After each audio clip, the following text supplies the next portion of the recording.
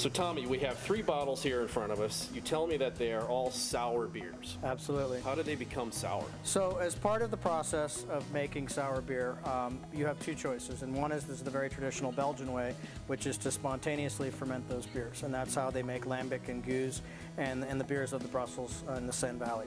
We also have some of the more Western Flanders and types beers that are made with a mixed culture. And so the way we do it is we ferment the beer in stainless steel, and then we go ahead and come back after the fact, put the beer into a barrel, and put a new set of cultures in those barrels. And those cultures really allow the secondary fermentation to occur. They're wild yeast. So we have Brettanomyces, which is a yeast, and we also have 2 souring organisms, one being Pediococcus and the other being Lactobacillus. Lactobacillus is the same thing that makes yogurt tart, and it gives a really nice flavor to beer, but it's a real slow working organism, and so it needs time. That's why aging it in the barrel really is a big part of that process. It also needs a little bit of oxygen to work, so putting it in a barrel that has the ability to breathe a little bit through the wood, through the porous parts, aids in that process. So we'll go ahead and open one and we'll talk about what we've got going on here. Okay. In front of us are 3 of the beers that we produce at the Lost Abbey that go out into distribution. These are 3 sour beers, Red Poppy, Framboise, and our Cuvee. Each of them is very different in its makeup and yet has similar textures and layers and organisms going on. So I'm going to open Red Poppy today. It's one of my favorite labels that we produce. It's very beautiful, and I think it's just a great, fantastic beer. So what we've got in this beer is about a 7% alcohol base, and we've added to it some sour cherries. And so you're going to get this really nice, refreshing acidity from the organisms and the cherries themselves, and at the same time there's also a baseline caramel note and some wood. So it's got this texture of both wine and beer. So cheers to that. Cheers. Have a little. So Tomme, you mentioned wild yeast. Mm-hmm. What does that mean? So the bulk of beer these days is actually made from a single cell organism. That is pure brewer's yeast or Saccharomyces. And not all beer used to be made that way. It wasn't until Louis Pasteur came along and basically isolated the cultures that make beer sour from the pure strains that we got the beers in the brewing process that we have today. So about 150 years ago, beer changed, and all beer used to have wild organisms in it. And now the goal of beer production is to make beer very clean and with a one single type of yeast character and component to it. To make beers like these, to make some of these wild and sour beers, you have to sort of open up the book and you have to be willing to tackle a new type of fermentation, what we call mixed fermentation, hybrid fermentation, sour beer production. And that's a challenge because all of our breweries are set up to deal with keeping beer down to one single type of yeast and keeping those yeast in check. This is a sort of a wild child project, and one of the reasons that we have so much oak behind us is to sort of take a lot of that outside of the brewery, put it in a facility, control it, and then bring it back.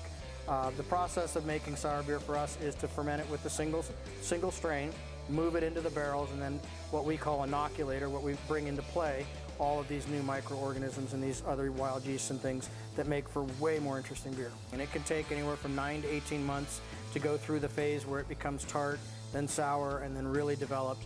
It has a real texture that's very different than what we would call straightforward beer or traditional beer. And in doing so, it has its own sort of life of its own. And that life of its own means that not every barrel behaves the same way. Every barrel has the chance to sort of be different. And it really focuses, when it comes back for us, to put that beer in the bottle on the packaging side and really what amounts to the blending process. And so we may fill 60 oak barrels to make this batch of Red Poppy, and we may only use 40 of them when we're said and done, because we're looking to blend the right amount of acid with the right amount of fruit, with the right amount of oak, and give the beer the structure that it's looking for. Because of that, the people that really appreciate and prize sort of the wine model, real connoisseurs of wine, have found that these types of beers really appeal to them. Well, let's give it a taste. Definitely a lot of layers of complexity. Yeah, and what we've got here, is a beer that's about 18 months old. This is released in January, so we're looking at almost 2 years from start to finish.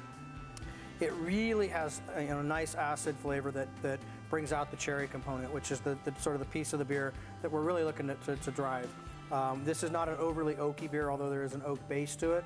But at the same time, we really want the acid in blend with the oak. So we're tasting Red Poppy, We have two more. Tell us about these. Sure. So this is Framboise Amoroso. This is our fruit raspberry beer, but it has a much more bombastic fruit quality about it. A little bit higher in alcohol. That helps us support that fruit quality. In order to have that much fruit, we need a little more sweetness, and with the two of those working together makes for a little bit richer beer. And how about this last one here? So this is Cuvee de Tomme, or Tomme, or Cuvee de Tomme, as we call it. This is the eponymous beer of the world. Strongest one of the three. It about 10.5 to 11%. It has the most barrel quality. So there's a blend of French oak, some bourbon oak, as well as a little bit of some brandy barrel. Well, this barrel room creates a lot of magic in this place. It's a lot of fun to hang out in. It is a lot of fun to hang out in. The presumption is these bottles are good for cellaring? Absolutely, because the beer's already sour, that gives it a running head start. The only thing that we sort of talk about with respect to that is that the fruit intensity is going to change over time. We recommend drinking these at no more than 2 years, although certainly they can go longer, but the intensity of the flavors is going to change. And availability, they're brewed once a year. Yeah, very short life. I mean, we're working every day to add more barrels to the mix behind us. They really are difficult to make because we can't fill 200 barrels and yield 200 barrels. So we get what we get, and we're working every year to increase that. Well, cheers to sours. Cheers, thank you. Enjoy.